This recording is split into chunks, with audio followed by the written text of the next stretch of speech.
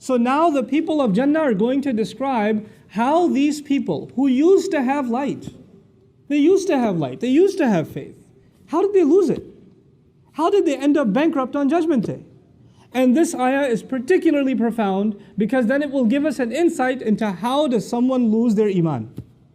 How does someone end up taking the most priceless treasure that they can have in this life, our faith, and end up squandering it and losing it. It doesn't happen overnight. You don't just lose your Iman. It's a process. And that process has been described in these timeless words. Bala, of course you used to be with us. وَلَكِنَّكُمْ فَتَنْتُمْ أَنفُسَكُمْ.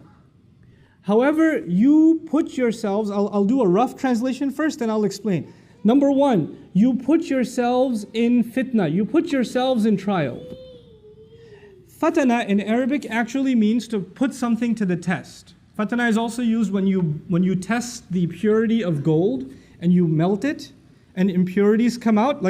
Gold doesn't go through an easy test, it goes through a painful burning test. The idea of fatantum anfusakum, there are many lessons associated with it. For the purposes of this khutbah, I'll highlight one of them. You kept putting yourselves in situations where your faith gets tested. Try to understand what that means. You kept putting yourself in environments where you knew it was bad for you, but you said, no, I can handle it. I got this. You kept surrounding yourselves with friends that would do bad things, say bad things, see bad things, go to bad places, but you said, I'm not like them, I'm just trying to help them. And you kept going back into those environments. You kept getting into gatherings and places and situations. You kept putting yourselves in those places assuming that it will not have any effect on you. It'll affect everyone else, but it won't affect you. You know, the first step wasn't that these people just became disbelievers. It was actually bad company. They put themselves in questionable circumstances. And they assume that it's not going to have an effect.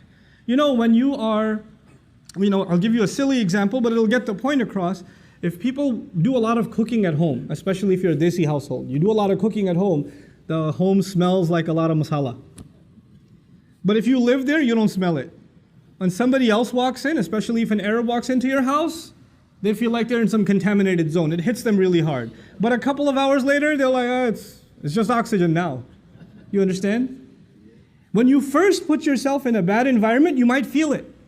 You might feel, this isn't good. This is going to mess me up.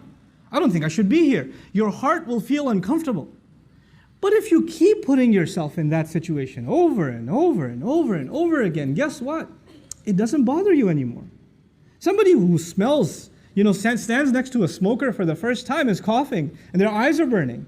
But if they start smoking themselves a year later, that just becomes their oxygen. They can't even breathe normally without smoking.